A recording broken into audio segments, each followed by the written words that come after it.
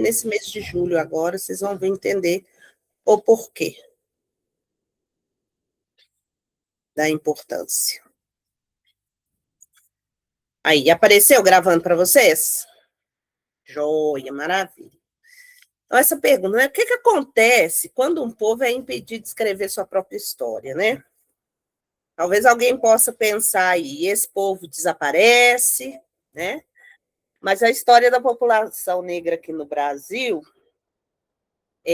nos mostram outra coisa, uma outra forma, né? Sempre tentaram produzir esse apagamento, esse esquecimento de homens e mulheres negras, né?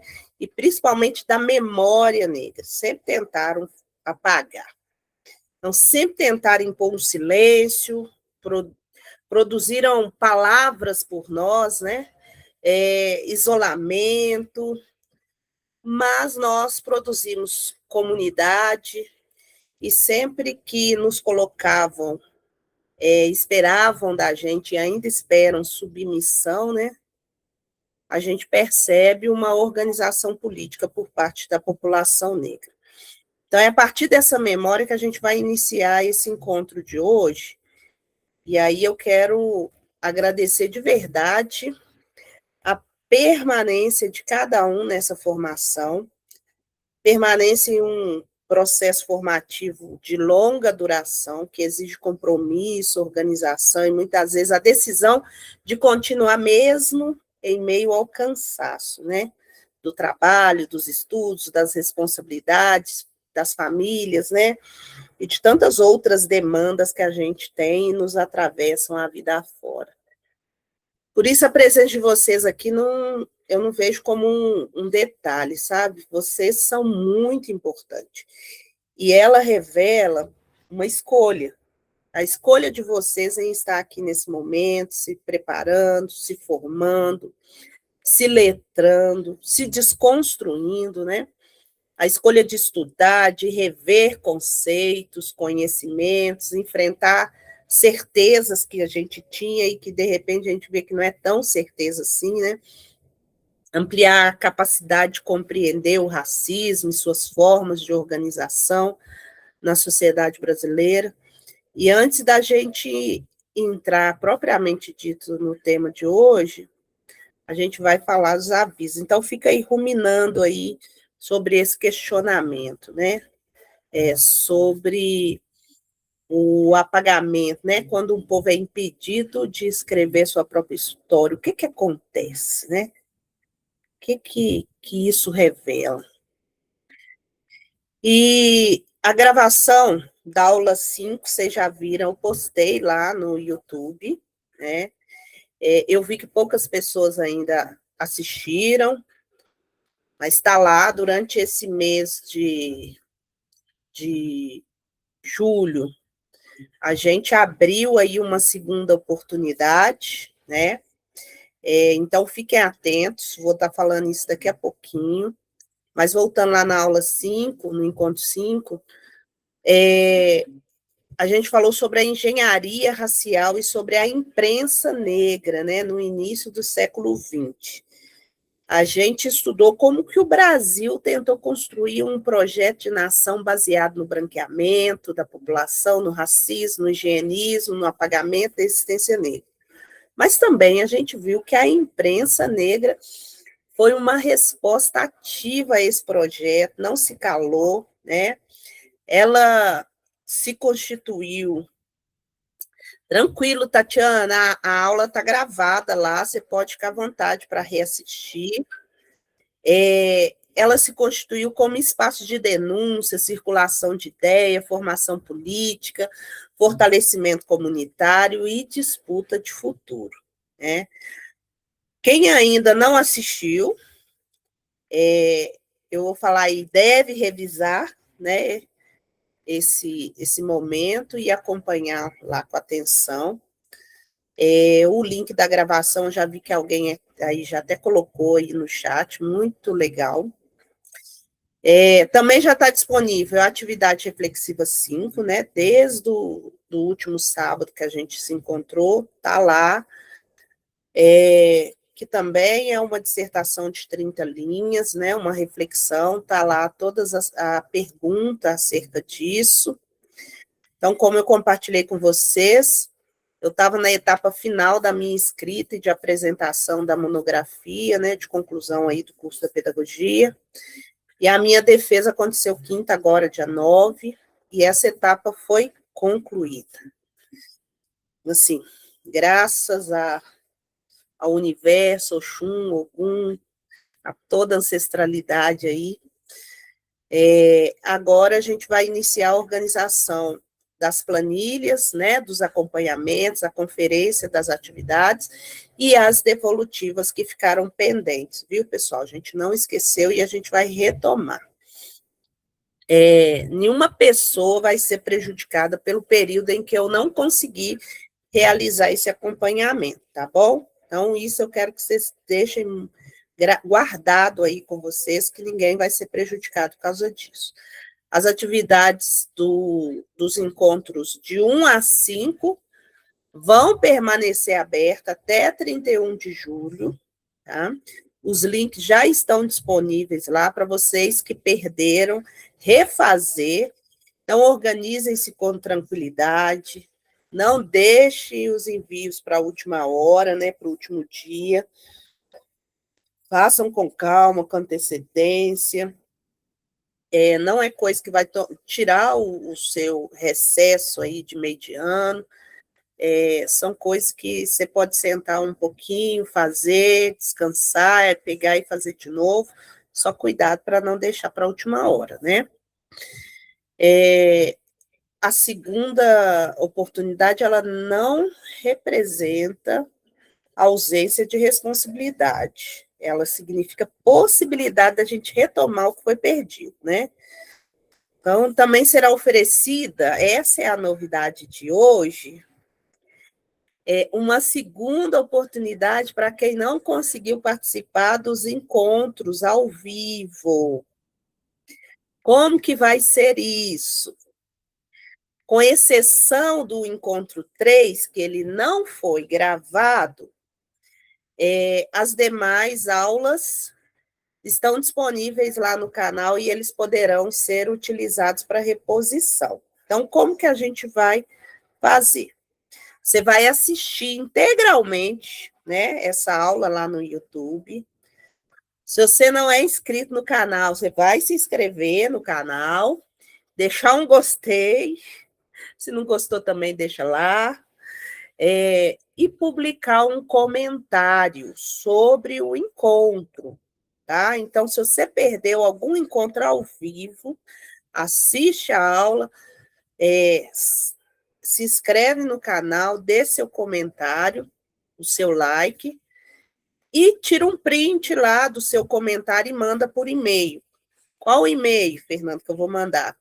O e-mail Fernando Isidoro, esse que eu tenho conversado com vocês por e-mail, fernandoisidoro@fernandoisidoro.com, e no e-mail, vocês precisam colocar lá nome completo, do jeito que vocês fizeram a inscrição, tá bom? Para a gente reconhecer vocês. O código do Resistência e o número da aula que você assistiu, né? Se você quiser fazer um e-mail com todas as aulas que você assistiu, faz e coloca a numeração de cada uma lá, tá? Então, as orientações completas vão ser compartilhadas com vocês lá no grupo, depois do encontro de hoje. E eu quero apenas reforçar aqui, o comentário deverá registrar uma reflexão, uma dúvida, um aprendizado, uma inquietação que essa aula que você assistiu lá te provocou, tá bom? Então, essa segunda oportunidade não deve servir apenas, né, para contabilizar sua presença, né? Eu sei que tem muita gente que participa por causa do certificado. Tudo bem, mas tem uma responsabilidade maior com tudo isso, que é a reeducação. Gente, tem um som aqui perto da minha casa, meu vizinho, não sei se vocês estão ouvindo. Mas aqui está chegando. Mas, enfim. Vocês não olhem assim só como um certificado a ser pego no final do encontro, né, no final dessa formação, mas que realmente vocês levem a sério essa desconstrução de si, essa reeducação que as diretrizes falam, né, educação para as relações étnico-raciais, é a gente se reeducar nas nossas relações sociais, né? A gente saber lidar com os negros que estão na sociedade e que e que a sociedade tratou aí durante muitos anos de qualquer maneira, né? A gente precisa mudar esses modos.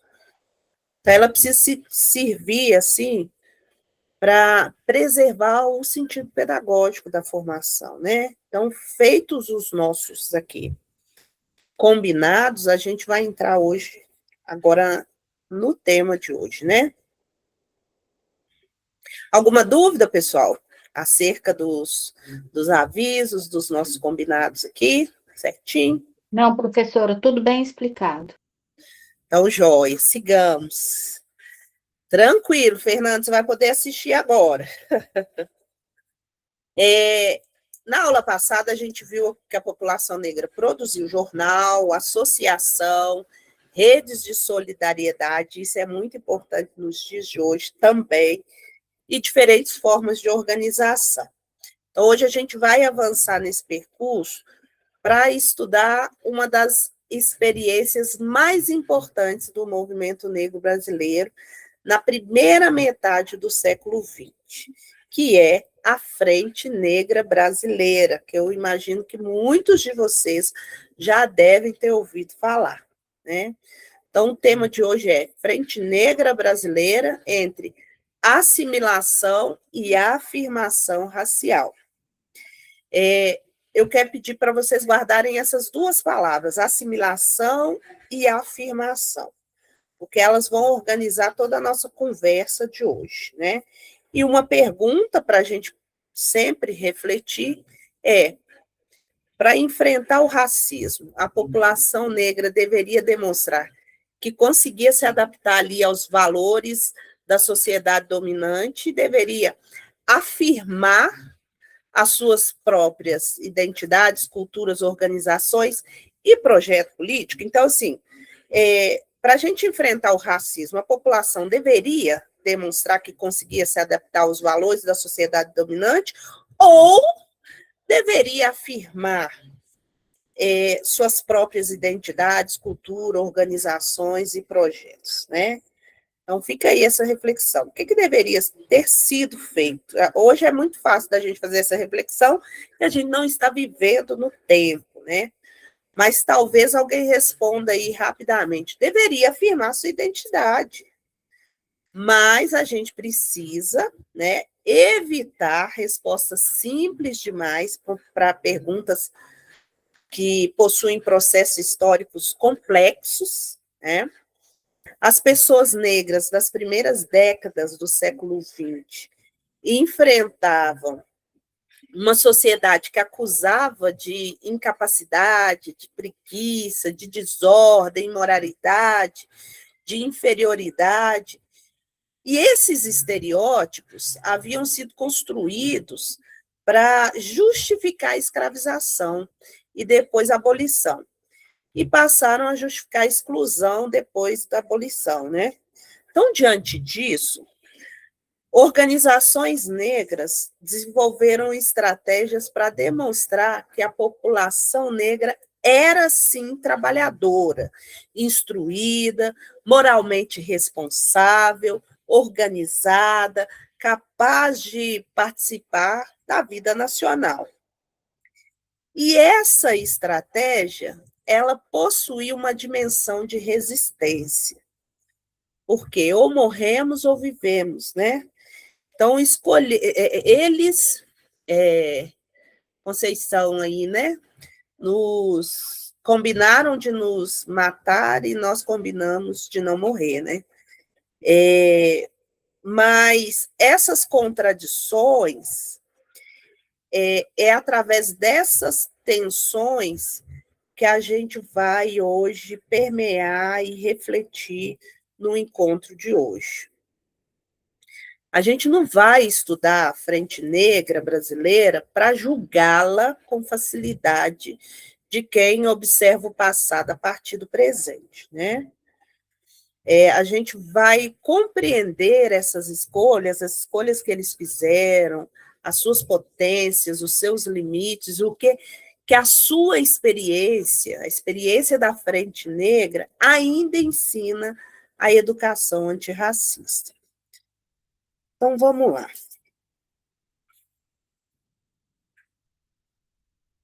Só passar aqui. Acho que passou demais. Deixa eu só ver aqui.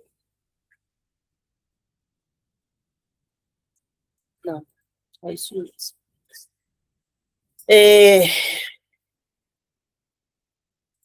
A Frente Negra Brasileira ela foi criada em um país,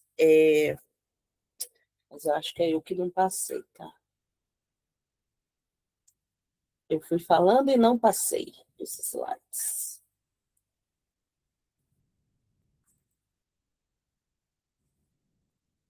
Aqui. Eu acho que tinha.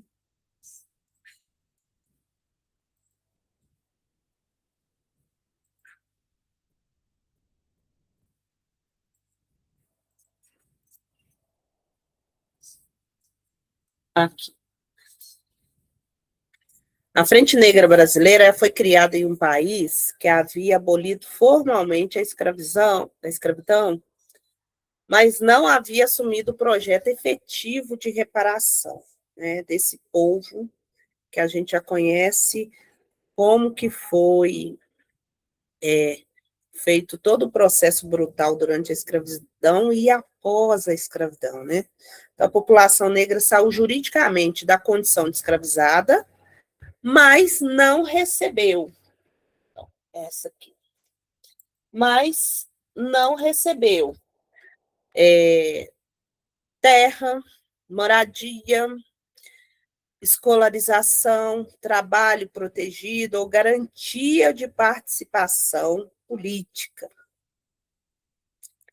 A liberdade ela foi proclamada, né, nos 4 cantos aí do país, sem que fossem criadas condições materiais necessárias para exercer essa liberdade.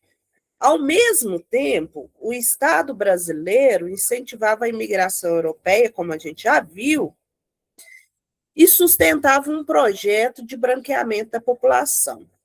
As teorias raciais afirmavam que a presença negra representava atraso, degeneração e impedimento do desenvolvimento nacional. Então, a população negra era responsabilizada pelas condições de pobreza e exclusão produzidas pelo Estado e pela sociedade escravista, né? Então, a gente precisa observar essa inversão aí de valores que foi feito como estratégia do Estado, né? Primeiro o sistema escraviza, depois abandona. Em seguida, responsabiliza a pessoa abandonada pela situação em que ela foi colocada. Olha, você vê. Esse mecanismo ele não desapareceu, ele continua agindo hoje, funcionando quando uma instituição nega condições adequadas e depois culpa a pessoa por não alcançar o resultado esperado. Continua funcionando quando se afirma que uma criança negra não aprende porque a família não acompanha, sem perguntar que o currículo que essa criança ela encontra, ela é tratada como com expectativas que não são delas, porque o currículo é colonial, o currículo é eurocêntrico, o currículo tem no seu imaginário uma população branca e não uma população negra, com as suas vivências, com a sua religiosidade, com tudo o que ela traz da sua bagagem. E a criança traz. Criança não é uma tábula rasa, né, aberta, uma folha em branco para ser colocado nada. Ela vem da sua família já trazendo ali uma cultura familiar, né? As tradições daquela família, os pensamentos daquela família, já vem carregada de um certo conhecimento, né? E chega na escola, esse conhecimento é desprezado e ela é reprovada porque ela precisa se adequar a um conhecimento branqueado, né? Então, continua quando se diz que uma pessoa negra não ascende porque não se esforçou. Olha só, não teve mérito, ignorando as barreiras históricas que a gente está vendo aqui, institucionais, que distribuem oportunidade de forma desigual. Naquele período, a população negra enfrentava também barreiras de acesso. Por lei, não era permitido estudar pessoas negras, né? Não era permitido. Para você ver, população negra, apareceu uma lei em 1888, libertando. As outras leis não falavam da população negra, as outras leis que eu falo, as constituições, né, federais, que a gente teve várias constituições federais, e só 100 anos depois, 1988, que a população negra, e não só a negra, a indígena, deficientes, mulheres, crianças, foram reconhecidos numa Constituição dotados de direitos. Então, num período, num espaço de 100 anos, a população negra foi como se ela estivesse numa corrida e com uma corrente segurando ela lá na largada e falando com a população branca, vai, e segurou. Aí, só depois de 100 anos, 1988, com os direitos, falou, agora, população negra, depois de 100 anos você pode ir, né? E mesmo assim a gente vê que não basta só leis, né? Não basta só a lei. Existe lei, mas a efetivação da lei no dia a dia é muito difícil, né? Então, tem um processo histórico desigual que precisa ser levado em consideração, né? Então, foi nesses 100 anos, foi um período de muita pobreza para a população negra, um período de muita discriminação, de recusas de matrícula, de necessidade de trabalhar sem emprego, né, desde muito cedo, porque uma família negra, por exemplo, o salário, às vezes o pagamento de um pai, de uma mãe, de uma família, não era o suficiente para a família e precisaria que todos ali da casa trabalhassem para ajudar na remuneração, para sustentar aquela família, né? Então, antes da gente julgar muita coisa, a gente precisa levar essas questões em consideração. Mas as organizações negras, isso é que é lindo, nesses 100 anos, onde o Estado estava ignorando a população negra, desprezando a população negra se organizou, né? Não ficou parada esperando acontecer. Ela foi para diante dessa realidade e foi enfrentar, né? Então, diante das barreiras impostas ao direito da educação, foi criado os seus próprios espaços educativos.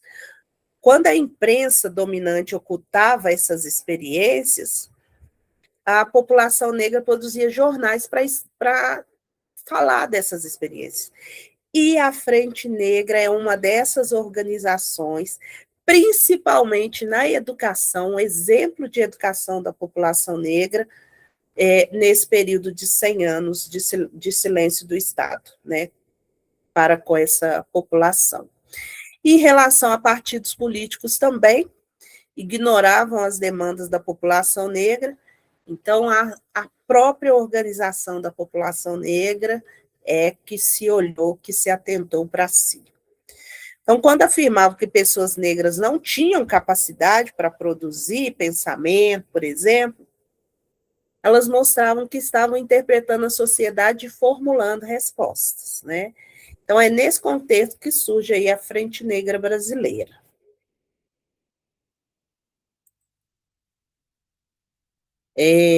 A Frente Negra, ela foi fundada em São Paulo, em 16 de setembro de 1931.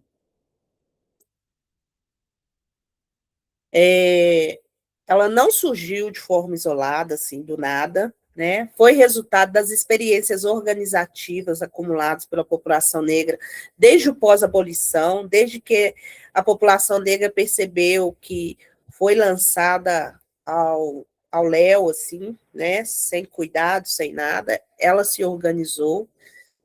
Então, antes da Frente Negra, já existiam clubes, grêmios, associações recreativas, organizações beneficentes, grupos culturais e jornais negros. Então, a Frente Negra Brasileira não inaugura a organização negra no país, de forma alguma, já tinha. Ela reúne, amplia e articula experiências que já estavam ali em movimento. Essa compreensão é importante porque a história oficial costuma apresentar a população negra como uma população que ficou parada, né? Assim, não, sem história nesse período. Não é contado nas histórias como que a população negra se organizou depois da pós-abolição. Isso não é dito, há um silêncio. E fica parecendo que a população negra é essa que não fez nada, né? Que ficou parada. Mas a história do movimento negro ela é construída por circularidade, vamos chamar Nego Bispo para esse diálogo, né? Por circularidade, por memória, por aprendizado e por retomada. Essas organizações faziam isso. Então, uma organização aprendia com a outra. Uma geração anterior recebia saberes e repassava para frente. E é assim até hoje, com quilombos, com terreiros, que o conhecimento negro é passado de um para o outro, né? Uma geração passa para outra. Então, uma luta aparentemente interrompida retorna em outro tempo, com nova linguagem, com nova estratégia, que é o que aconteceu com a Frente Negra, e ela alcançou uma grande projeção, né? Ela criou delegações, núcleos em diferentes localidades, principalmente em São Paulo, que é ainda até hoje um estado racista, haja vista aí essa atuação do Tarcísio, né? É uma atuação onde a polícia é letal, mata mesmo, justamente pessoas negras, e tem uma história por detrás da polícia militar, que não é contada, mas a polícia militar ela nasce lá no período colonial, para cuidar da coroa que estava chegando aqui, né, no início do século XIX, e para cuidar dos interesses dos fazendeiros, daqueles que tinham terras através de Sesmarias, né, através do... para cuidar disso. E essa polícia que existe hoje no Brasil militar, ela é justamente para combater ex-escravizados, né? A gente que é descendente dos ex-escravizados, para não ferir nenhum direito das casas grandes de hoje, né? Porque a gente não vê a atuação da polícia militar, não sei, né? Tem várias pessoas aqui que não é de Minas, não é de BH, mas, por exemplo, Savassi é um bairro nobre aqui de Belo Horizonte.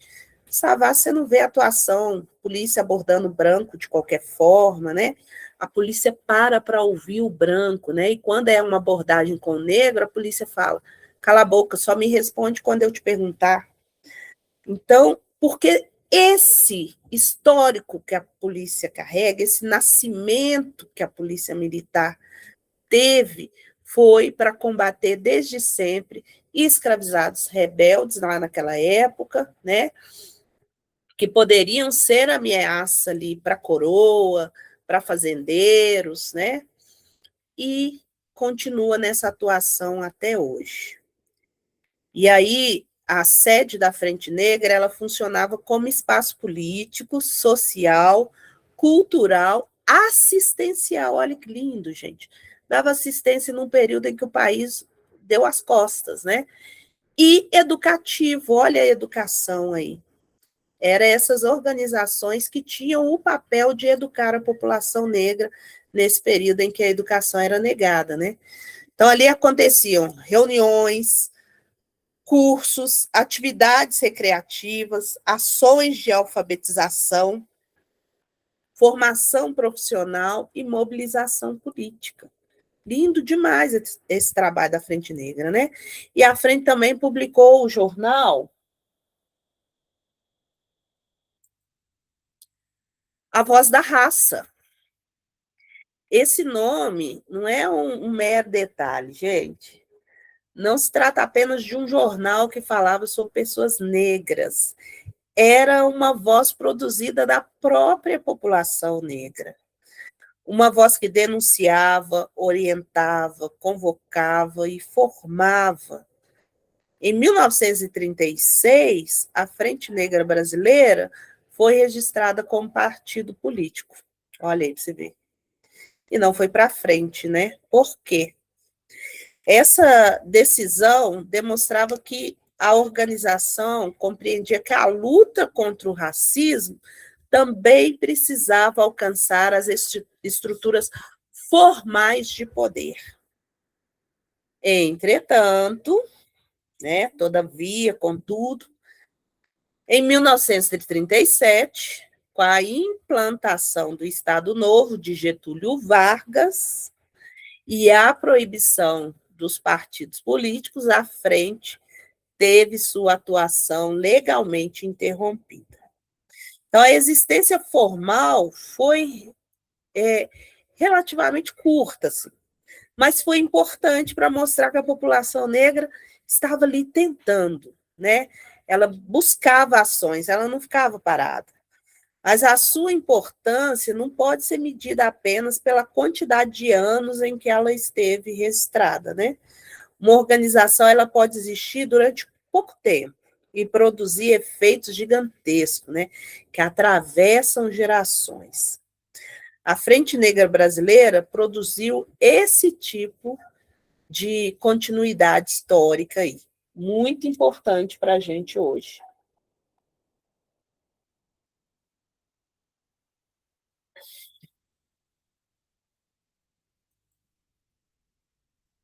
Então,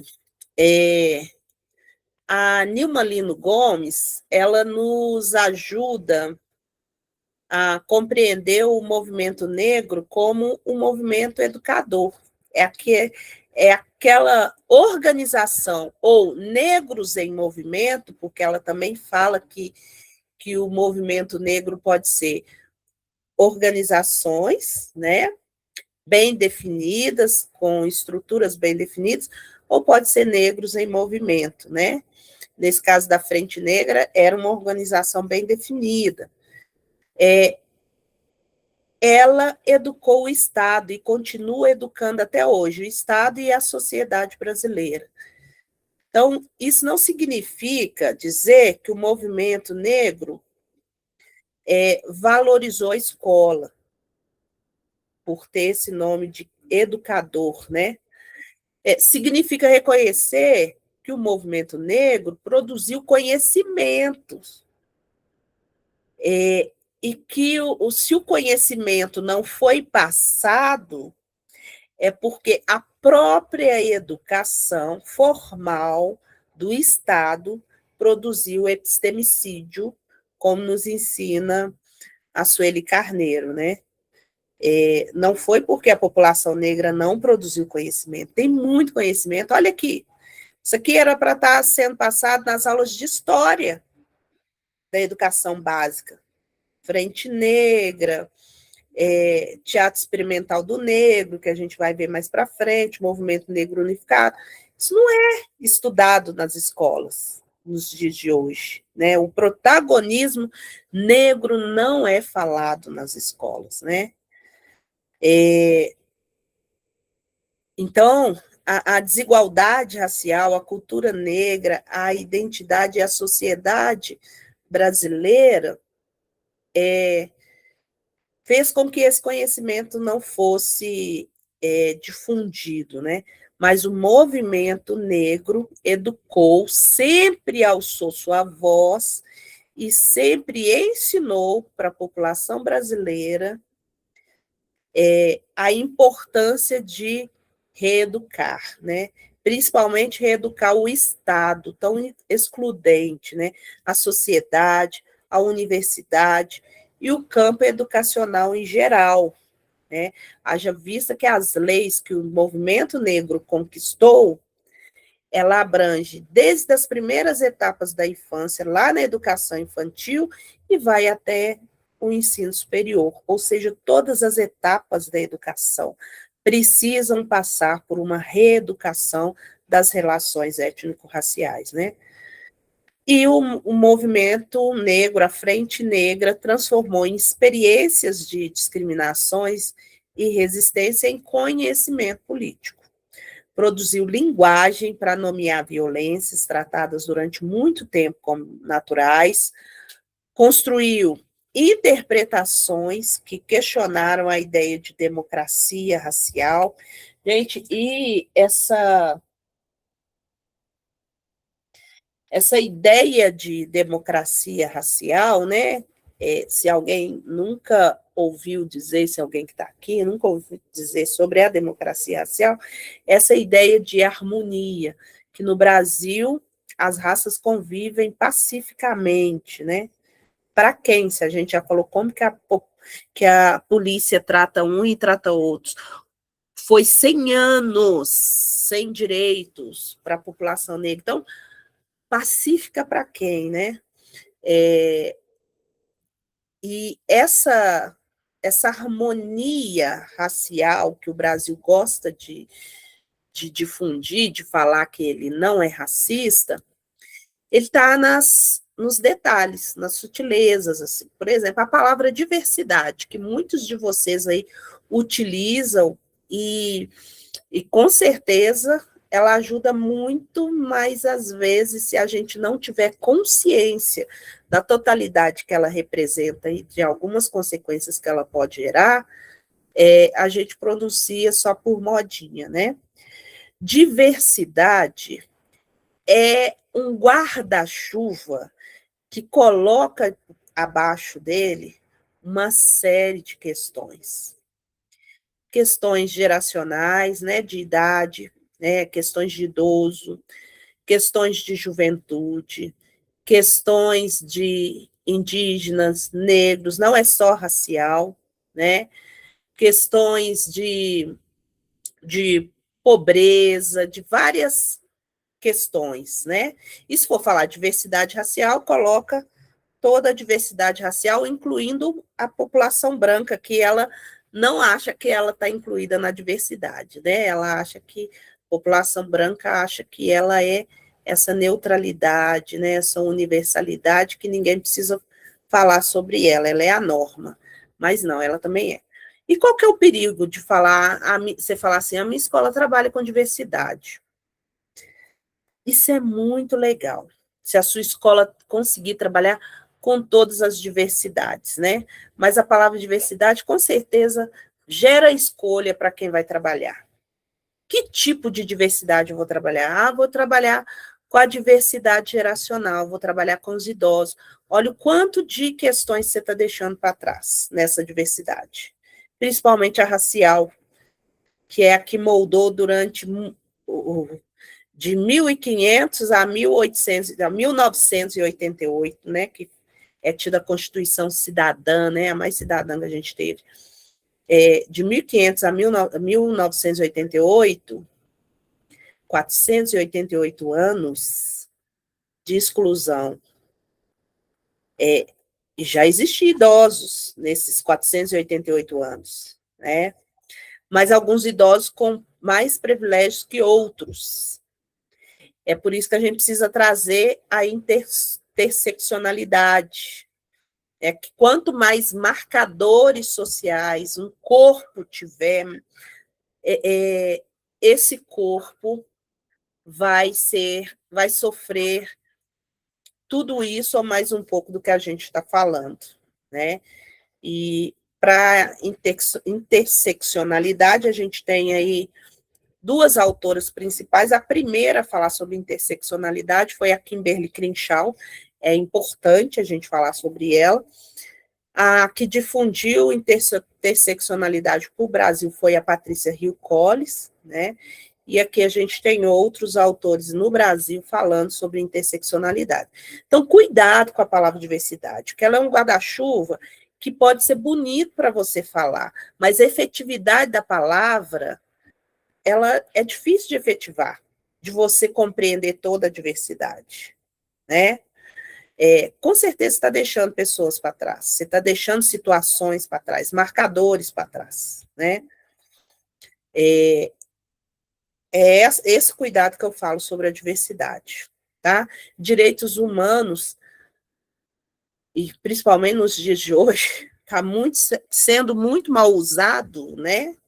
E direitos humanos diz de direitos prioritários para um corpo viver, um corpo humano viver, seja moradia, saúde, água, alimentação, coisas que muita gente, principalmente população negra, Carla Cotirene, no Brasil, trabalha interseccionalidade, né?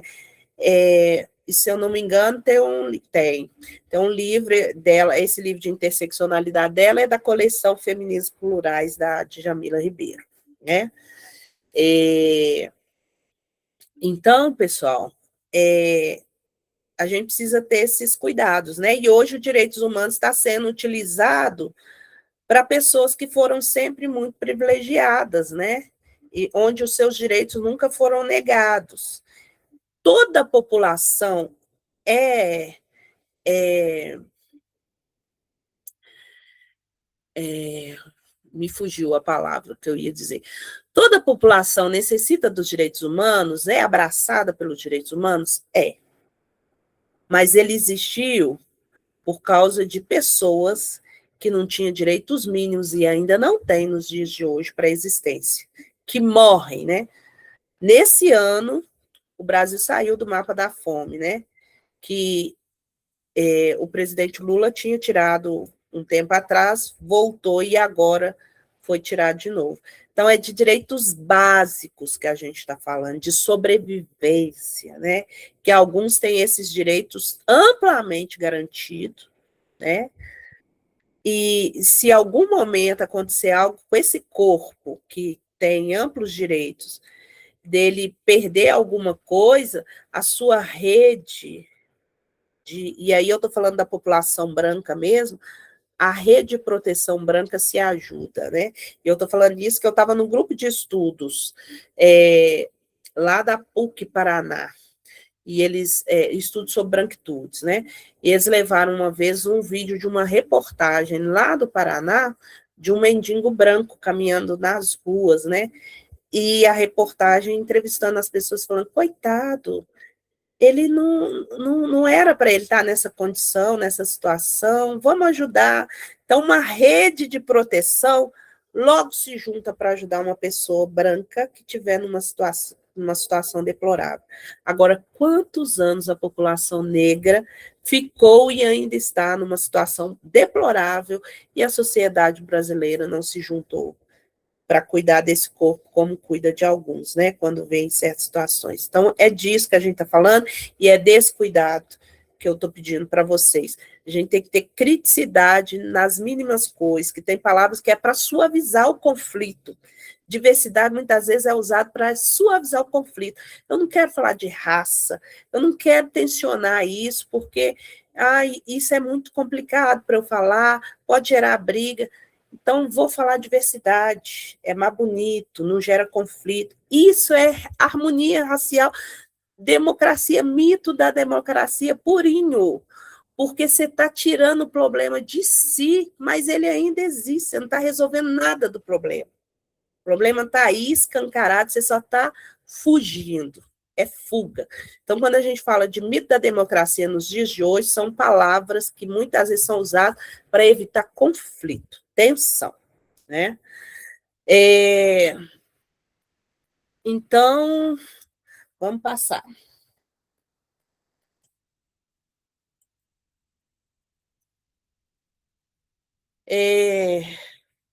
Então, a Frente Negra, ela pressionou o Estado para criar políticas públicas a lei de 1988. Vou falar para vocês como que ela surgiu e como que desses direitos surgiram. Não foi porque um dia os políticos constituintes, né, os deputados lá, constituintes, viraram e falaram, vamos olhar para esse povo? Não, não foi. Chegou para a Constituição com muita luta, principalmente do movimento negro. MNU, depois, Abdias, ele é um dos líderes aqui nós vamos falar dele no próximo, porque ele é do Teatro Experimental do Negro. Mas Abdias do Nascimento, ele foi um político, e que foi um político até perto ali da Constituição, acho que ele estava ali também naquele momento, e tensão demais, pressão no governo, precisamos disso, movimento negro o tempo todo, é nas ruas, é luta, é indo e voltando. O Emicida conta um pouco da história de luta no documentário Amarelo que ele fez, né, do lançamento do CD Amarelo. Então, conta um pouquinho como que foi essa luta ali no Teatro Municipal, né, de São Paulo, e como que foi aquela movimentação ali, e as pessoas protagonistas daquele movimento, né? Então, o movimento negro ele disputou currículo, formou lideranças, produziu novos sujeitos políticos, e por isso que a Nilma Lino, ela convida a gente a deslocar uma pergunta muito comum, né? Em vez da gente perguntar apenas o que a escola ensinou à população negra, a gente precisa perguntar: a população negra ensinou a escola brasileira? Ensinou e está ensinando nos dias de hoje. E a escola brasileira precisa abrir os ouvidos para aprender com o movimento negro, né? Deixar de resistir ao movimento negro. Então, essa pergunta ela muda o lugar da população negra na história da educação. Ela deixa de aparecer apenas como destinatária, né, de uma formação produzida pelo outro, né, só estou recebendo do outro, e passa a ser reconhecida como produtora de pedagogias, de saberes, de interpretação sobre o Brasil. É nesse sentido que a Frente Negra deve ser compreendida como parte de uma pedagogia produzida pelo movimento negro. A Frente Negra não apenas me perdi aqui.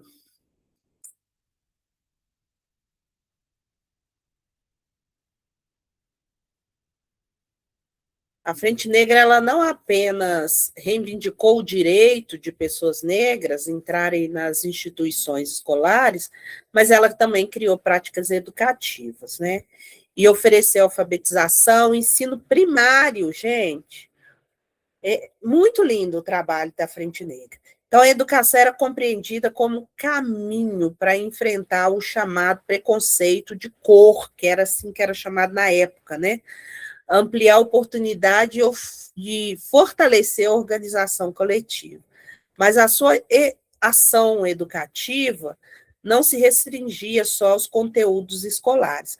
A Frente Negra ensinava participação, ela gerava corpos políticos, ela ensinava as pessoas a se organizar politicamente, ensinava a população negra que ela tinha direito à palavra, ensinava que o conhecimento não era produzido como propriedade exclusiva das elites brancas, né? E isso nos leva a uma outra pergunta, né? Onde começa uma escola? Uma escola começa apenas quando existe um prédio reconhecido por Estado? É isso? Começa quando há currículo e certificação oficial? Ou também existe educação quando a comunidade se reúne para interpretar sua realidade, produzir conhecimento e formar pessoas capazes de agir coletivamente e politicamente, que era isso que Paulo Freire ensinava, né? Paulo Freire ele foi perseguido na ditadura porque ali na década de 60 ele ensinou numa cidade pessoas idosas, adultas e idosos, a escrever o que, na época, para direito a voto, era muito complicado, as pessoas tinham que saber ler, né? E aí, olha, ele alfabetizou uma cidade inteira, em pouco tempo. E aí a ditadura o perseguiu porque viu aquilo como uma ameaça. Imagina se todo pobre, negro, indígena começasse a aprender a ler e a agir politicamente, interferir politicamente na sociedade. Que complicado seria para o Estado. Então, a primeira coisa que o Estado fez foi perseguir Paulo Freire, depois dessa ação dele, né? E quando ele voltou ao Brasil, mais tarde, ele foi ser secretário da Educação lá em São Paulo, no governo da Erundina, né, da Luísa Erundina. Então, assim, gente, o nosso país o tempo todo só puxou para trás. Mas a história que é contada é uma história linda, né? De um Brasil que deu certo, que dá certo para todo mundo, né? Que é inclusivo e tal. Então, a população negra não chegou na escola. E, professora, a população negra não chega na escola sem conhecimento. Pode ser não um conhecimento válido para a escola, porque para a escola o conhecimento válido é o europeu, é o branqueado. Mas essa criança chega com conhecimento. Ela não está ali aberta, ali rasa, não está ali em branco para você fazer educação bancária, né? Ela vai abrir a cabeça, você vai derramar o seu conhecimento erudito sobre ela. Não, ela tem. Ela vem para a escola carregada de informações e de conhecimento, né? Então, a população negra chega trazendo saberes produzidos em famílias, em terreiros, em irmandades, em associações, em quilombos, em jornais, em grupos culturais e em movimentos políticos. Uma educação antirracista precisa reconhecer essas formas de produção de conhecimento. Se você, professora, se diz antirracista, mas não gosta que uma criança negra fale de terreiro dentro de sala, faça desenho de Inhansã, né? Se você não gosta que ela traga o conhecimento dela que ela tem para a sala de aula e invalida esse conhecimento, te digo que você não tem nada de antirracista. É o preconceito nosso de todo dia, que está aí imperando em você. E não tem a ver com a sua religião, professora. Né? Isso a gente já falou em outros momentos e a gente vai reforçar. Não existe uma religião única no Brasil, e estou falando de religião, que é uma das coisas que mais pega nas escolas brasileiras. Não tem uma religião única no Brasil. O Brasil é Estado laico. Qualquer família, pessoa pode ter a sua religião e deve ser respeitada na sua religião. E se uma pessoa católica, evangélica, pode expressar sua religião na escola e as professoras acharem lindo cantar louvor, fazer uma oração, também tem que achar lindo quando uma criança trouxer os seus elementos, a sua vivência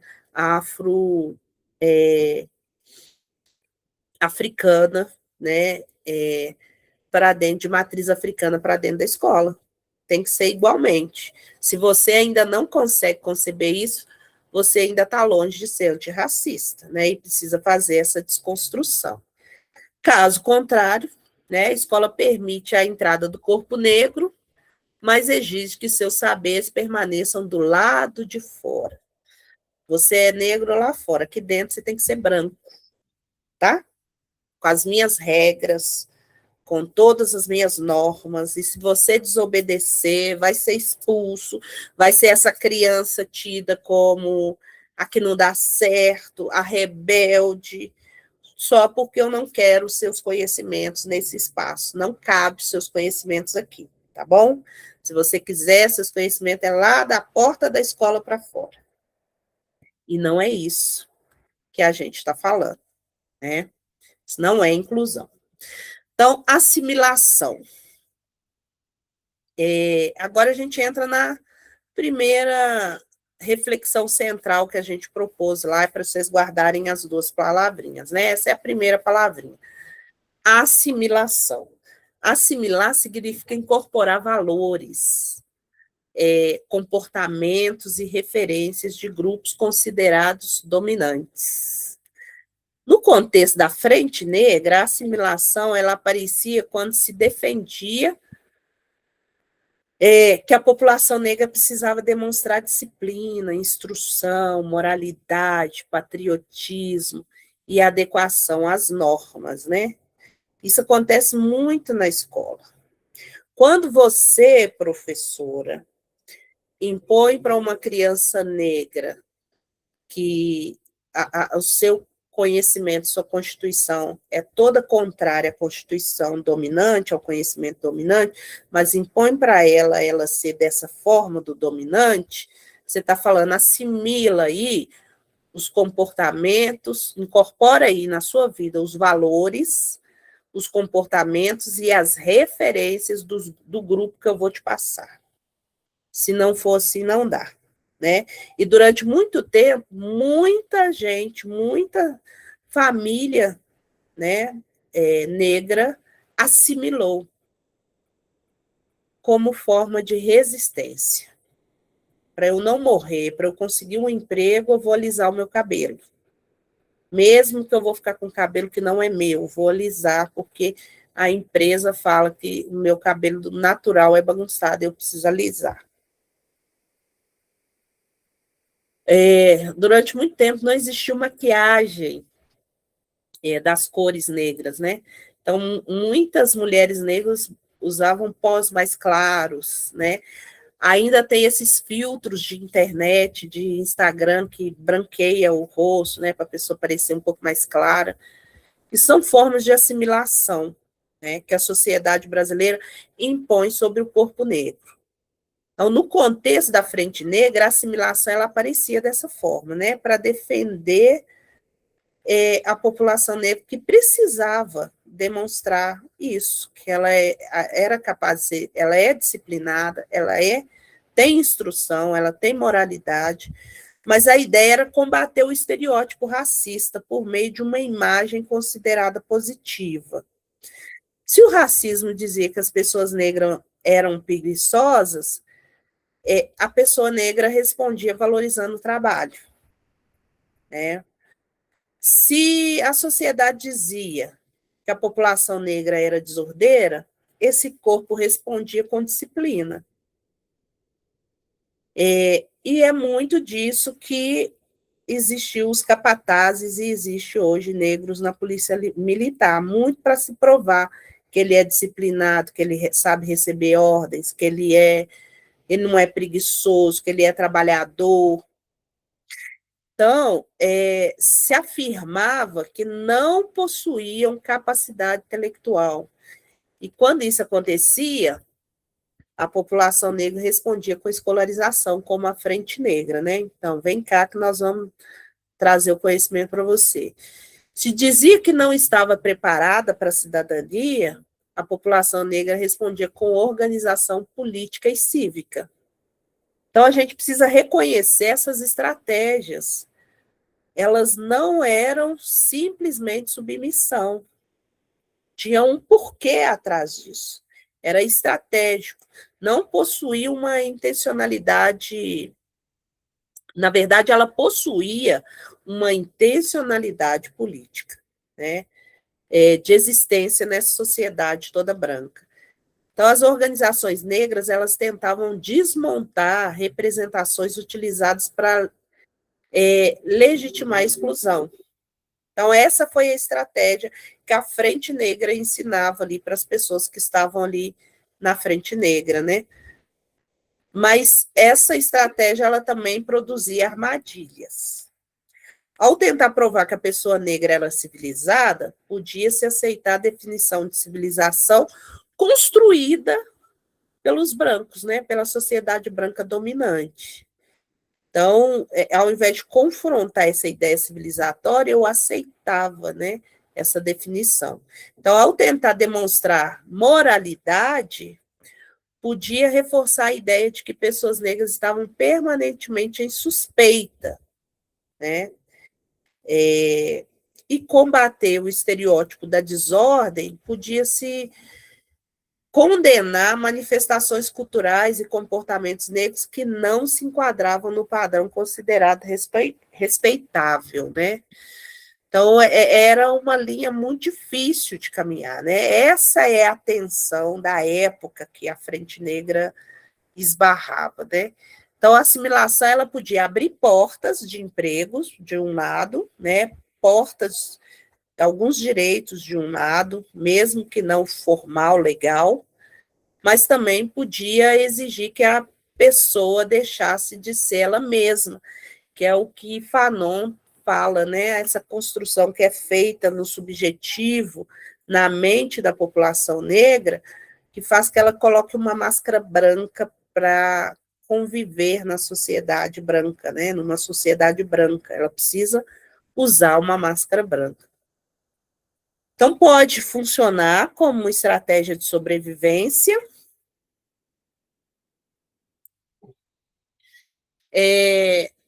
mas não necessariamente modifica a estrutura que decide quais corpos, linguagens ou comportamentos serão reconhecidos como legítimos, né?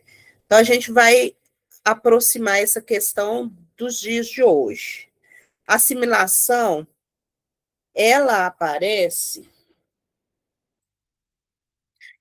a assimilação, ela aparece quando uma professora negra escuta que seu cabelo precisa ser mais discreto para parecer profissional, né? Aparece como uma pesquisadora negra, percebe que as suas referências só são valorizadas quando vem acompanhada primeiro de autores europeus, né? Essa assimilação aparece quando o estudante negro aprende que pode falar sobre quase qualquer assunto, desde que não fale sobre racismo vivido por ele, que aí é mimimi, né? Vitimismo. Aparece quando uma pessoa negra precisa controlar o tom de voz, o gesto, a maneira de demonstrar indignação para não ser interpretada a partir do estereótipo racista. Isso é apenas escolha individual? Será que é apenas uma escolha para uma pessoa? De uma pessoa, sim? Ou revela que a assimilação continua sendo cobrada como espécie de pedágio para acessar determinados espaços, né? Por isso, a pergunta não deve ser dirigida apenas à pessoa negra. O que você tentou se adaptar? Né? Lembra da pergunta inicial lá? O que você tentou se adaptar? A gente precisa perguntar à instituição por que ela exigiu essa adaptação como condição de reconhecimento, né?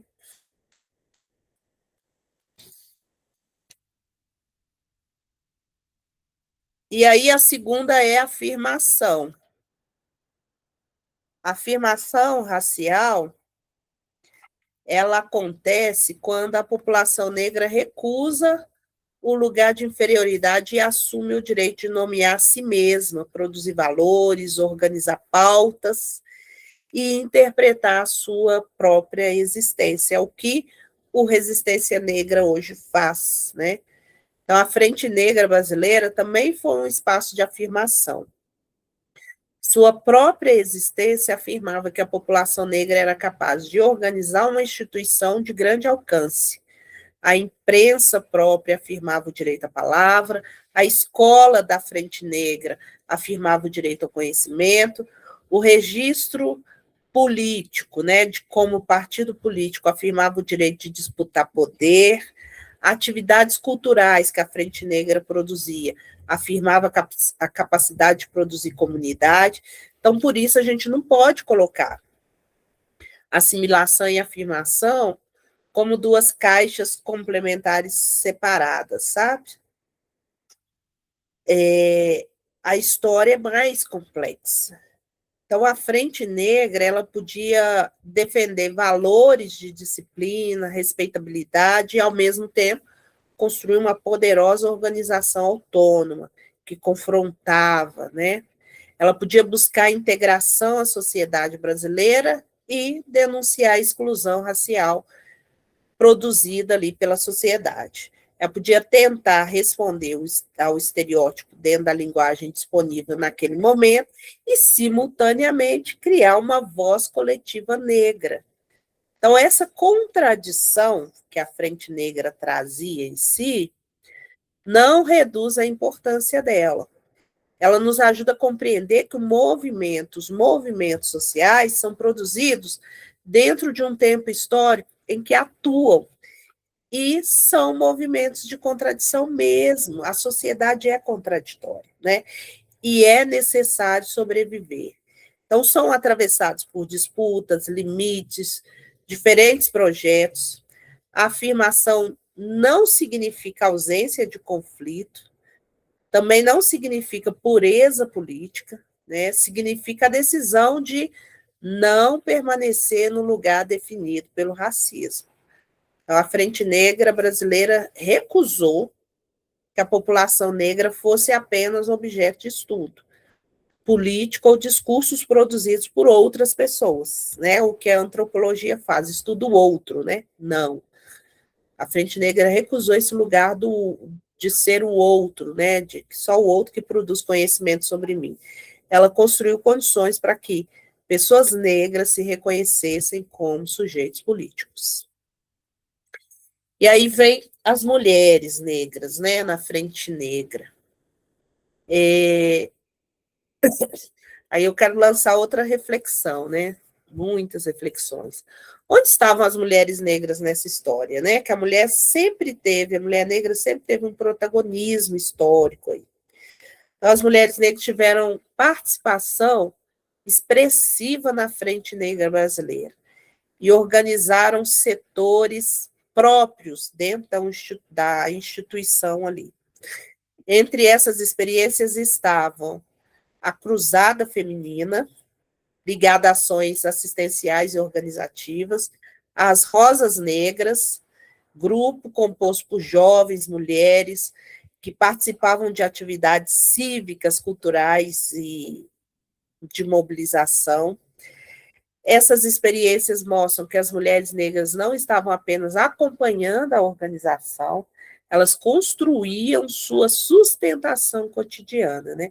Participavam de campanha, arrecadação, festividade, atividade educativa e redes de solidariedade.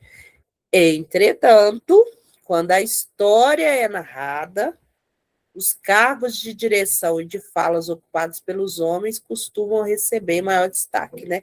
Isso é histórico. E isso vai ter também dentro de grupos racializados a questão de homens e mulheres, né? Questão de gênero. Então, o trabalho das mulheres aparece como apoio, cuidado e atividade secundária. Essa forma de narrar produz invisibilização dessas mulheres, né? Angela Davis, ela até nos ajuda a compreender que raça, classe e gênero não atuam de forma isolada, né? Estão ali entrelaçados. As mulheres negras enfrentam uma posição histórica marcada simultaneamente pela exploração do trabalho, pelo racismo e pelo sexismo, né? E a Grada Quilombo ainda vai falar do racismo genderizado, que é o racismo produzido pelos homens negros, né? Enfim. Lélia Gonzalez, ela demonstra que a sociedade brasileira se sustenta sobre o trabalho das mulheres negras, né? Ao mesmo tempo que desvaloriza e silencia a sua contribuição. Por isso, ao estudar uma organização política, Não basta observar quem ocupava os cargos mais visíveis, né? A gente precisa investigar quem garantia que a organização funcionasse, né? Quem ensinava, quem arrecadava recursos, quem organizava as atividades, quem construía as redes de cuidado, né? Então, uma educação antirracista não deve apenas substituir heróis brancos por heróis negros, mantendo a mesma narrativa e centralidade dos homens, né? Ela precisa revelar processos coletivos, relações de poder e trabalhos invisibilizados.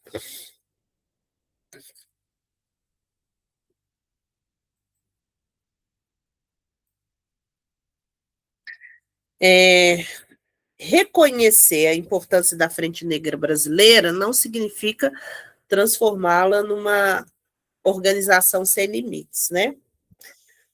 Uma análise rigorosa que a gente precisa fazer,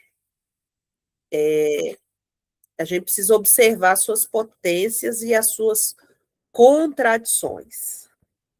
A valorização do comportamento considerado respeitável e civilizado podia produzir julgamentos sobre pessoas negras pobres, né, práticas populares e manifestações culturais que não se enquadravam nos padrões definidos por parte da organização. Então, tinha essas questões, né?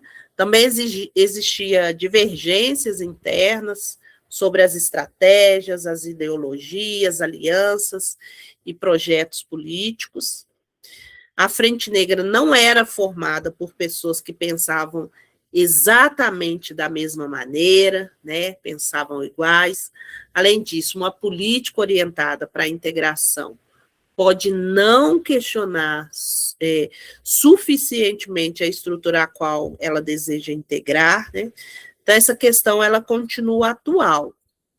A gente quer incluir pessoas negras nas instituições que permanecem racialmente injustas.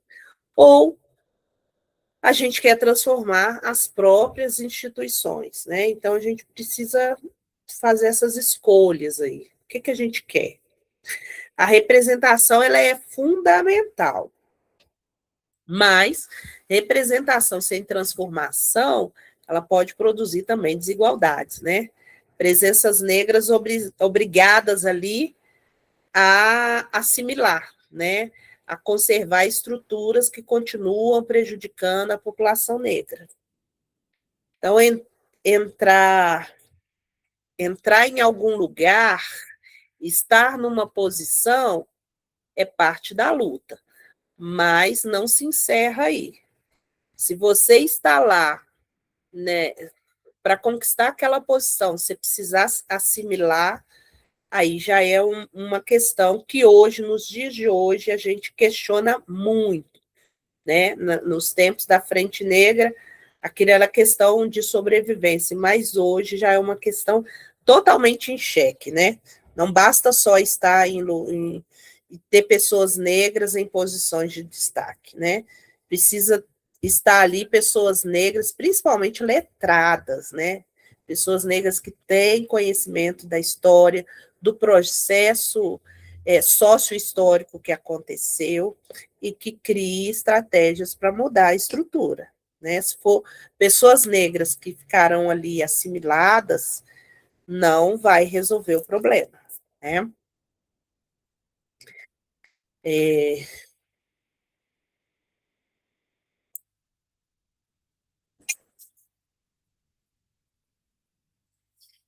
É, eu quero propor aqui uma pequena reflexão para vocês.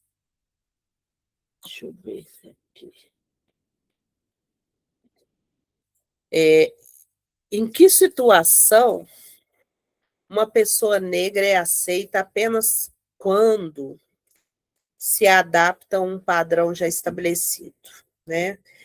É, como que essa pessoa negra pode assumir espaços de poder sem se adaptar, né? a padrões já estabelecidos. Então, é uma reflexão para a gente se fazer, e eu acho que pessoas brancas também que estiverem aqui também precisam se fazer, né? Tem a Ana Laborne, que ela fala muito que pessoas brancas, elas precisam ter consciência que elas já têm os espaços garantidos, né? E, portanto, se ela assumir uma posição de não estar em destaque em determinados momentos e permitir que outros corpos estejam em destaque, não vai diminuir o seu privilégio, né? Então, às vezes, as pessoas brancas falam assim, não vou dar meu momento de fala para uma pessoa negra falar, porque esse é o meu momento, né? Pessoas brancas não perdem, nessa sociedade que nós temos hoje, racista do jeito que é, você não perde o seu privilégio de fala por deixar alguém falar no seu momento, né? Por reconhecer o conhecimento de pessoas negras, por proporcionar valorização de pessoas negras, você não perde o seu protagonismo nessa sociedade racista do jeito que a gente é. Né? Mas é importante que você faça esse movimento de reconhecimento, de se silenciar para que pessoas que normalmente não têm essa condição de fala, fale, né? Se posicione. Então, é isso. Isso é ser antirracista em pessoas brancas, né? Não é ela só falar, não sou racista, mas ela ter essa postura no dia a dia de, de reconhecer o seu lugar e saber que o outro precisa ter o seu protagonismo reconhecido, né? Às vezes a pessoa branca, ela acha que ela precisa ser destaque de tudo, ela precisa estar sempre destacada, né? E para isso ela diminui outras pessoas. É sobre isso que a gente está falando, né? Então, pode ser em relação à linguagem, que essa pessoa precisa se adaptar para que ela esteja em lugares, em situações para ser aceita. Será que é nos dias de hoje, né? E aí, população negra, branca que tiver, você, branco, ou negro. E negro, estou falando de pardos e pretos que estiverem aqui nesse encontro hoje. Você acha, ou branco, você acha que a pessoa negra, ela precisa mudar a linguagem dela para que ela seja reconhecida, para que ela tenha um padrão reconhecido? Ela precisa mudar o cabelo, ela precisa mudar a forma de vestir, ela precisa mudar o comportamento para ser reconhecida, aceito nessa sociedade. A maneira de expressar indignação, ela precisa mudar, porque tem uma coisa, quando pessoas brancas, elas assumem assim uma indignação com fervor, é um elogio, né? Nossa, olha que admiração, é lutadora, é pessoa de luta, mas se for uma pessoa negra, é baderneira, é bagunceiro, né? Eu já fui muito vista, né? Eu nos movimentos aí, muito vista como baderneira, bagunceira, né? Coisa que talvez uma pessoa branca não teria essa visão, as pessoas não falariam assim dela, né? Então, ela tem que mudar a maneira de expressar a indignação, ela tem que escolher um tema de pesquisa que vai agradar, ela tem que ter referências teóricas diferentes, né, para agradar, para ser reconhecida.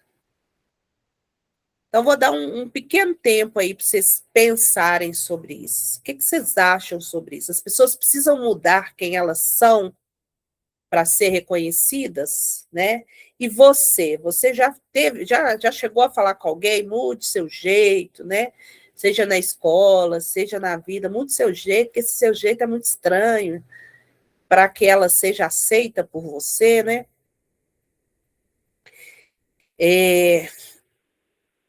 Vai colocando aí que daqui a pouquinho eu dou uma lida e eu vou avançar.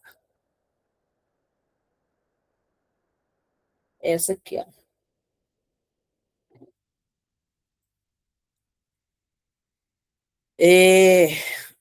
Então, a experiência da Frente Negra, ela deixa alguns ensinamentos importantes. O primeiro é que a educação sempre foi um campo de disputa para a população negra, né?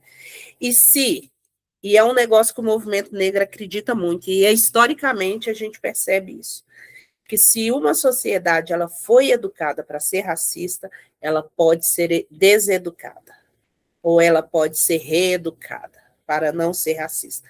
É um processo, leva tempo, mas por isso que vê a educação como tão importante, um processo tão importante para essa disputa, né? Então, o primeiro é isso, que a educação é um campo de disputa. O segundo é que não basta garantir acesso, né? É preciso disputar o sentido da formação. Uma escola pode receber estudantes negros e continuar estudando por meio de um currículo branco, né, que apaga e inferioriza esse estudante. Pode garantir matrícula sem produzir pertencimento, né? A pessoa fica lá na escola deslocada uma vida inteira, sem ninguém perceber esse incômodo que a escola gera nessa criança, nesse estudante. Pode defender igualdade e manter expectativas racialmente desiguais sobre suas estudantes e seus estudantes. O terceiro ensinamento é que a comunidade também produz educação. E aí, pessoal, as comunidades periféricas, elas também produzem educação. Né? Tem um olhar tão ruim sobre a periferia, que é quase ter uma passagem bíblica que fala que os judeus olharam para Jesus quando ele nasceu e falou, pode sair coisa boa, né, de Nazaré? É como olham para a periferia e falam, pode vir coisa boa de lá, daquele lugar, das favelas, de periferia? Pode, pode. Muda o seu olhar. É você começar a desconstruir a sua forma de ver a vida, o mundo e as pessoas. Você vai enxergar que favelas, periferias produzem coisas boas, tem ensinamentos maravilhosos para compartilhar, né? Então, movimentos sociais, coletivos, famílias, terreiros, associações culturais e territórios como favelas e periferias produzem conhecimento, escola, professora. Esses sujeitos não podem ser convidados apenas para atividades pontuais ou datas comemorativas. Precisam ser reconhecidos como interlocutores da prática educativa. E o quarto ensinamento que a Frente Negra nos traz é que uma política antirracista não pode concentrar toda a responsabilidade nas pessoas negras e instituições, né? Não pode depender apenas da professora negra, do coletivo negro, do NIABI, né? Ou de projetos que não dão continuidade, não pode sobreviver dessas coisas. A responsabilidade precisa ser institucional, precisa ser um eixo estruturante da educação. Por fim, a experiência da Frente Negra nos obriga a perguntar, né? Estamos transformando a estrutura ou apenas preparando pessoas negras para sobreviver dentro dela, para assimilar, né, dentro dela ali, para ser assimilado? Estamos produzindo pertencimento ou apenas presença? Estamos construindo autonomia ou apenas ensinando adaptação? Essas perguntas podem impedir que a educação antirracista se torne apenas uma declaração de boas intenções. Gente, antirracismo não faz de boa intenção. Nós já ouvimos aquele ditado que diz, né, de boa intenção o inferno está cheio. Não quer trazer questões moralizantes, né, de céu, inferno, disso, daquilo, não. Mas boa intenção não resolve as coisas. A gente precisa realmente estar convicto e ter um olhar crítico sobre a sociedade e não aceitar injustiças, né? É lutar contra as injustiças. E aí, a atividade, né? Nossa próxima atividade. Tá aí a pergunta, né? como a Frente Negra transitou entre assimilação e afirmação. Gente, quero que vocês reflitam, façam uma reflexão sobre isso, né? E o que essa experiência da Frente Negra ensina sobre incluir pessoas negras e transformar instituições, né? Então, novamente, uma dissertação de 30 linhas, trabalhando essa reflexão e compartilhar lá, a gente vai enviar o link lá para vocês, tá bom? E aí, encerrando a pergunta que a gente fez no início, né? O que acontece quando um povo é impedido de produzir a sua própria história? Que a Frente Negra nos ensina que esse povo se organiza, né? Ele organiza memória, produz conhecimento, constrói comunidade, disputa o futuro. Então, é isso. A história, pessoal, e aí a história como disciplina e como direito, né? Ela é a memória de um povo. Um povo diz que história, um povo sem história, ele não existe, né? Foi o que tentaram fazer com a população negra. Mas a população negra tem história e precisa ser contada. Essa história precisa ser dita. E de forma positiva, mostrando seu protagonismo, mostrando as suas conquistas, os seus feitos, que é o que a história hoje não faz, né, conosco. Então é isso, pessoal. Vamos abrir agora para os diálogos. Deixa eu só ler aqui. Deixa eu tirar o compartilhamento. As mãozinhas já pode levantar aí, quem quiser já participar das falas. Daqui a pouquinho eu abro para as falas, mas eu quero ler um pouquinho aqui do chat.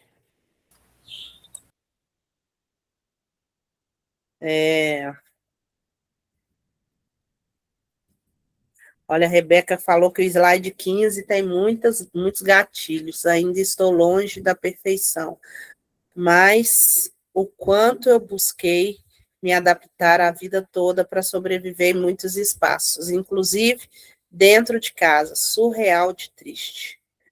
E ainda coloca desafiador e desgastante, mas é possível. Eu acredito que mais do que mudar o discurso e ações de um ambiente, lugar, é preciso criar esses espaços, criar comissões, comitês, participar ativamente de movimentos do seu território.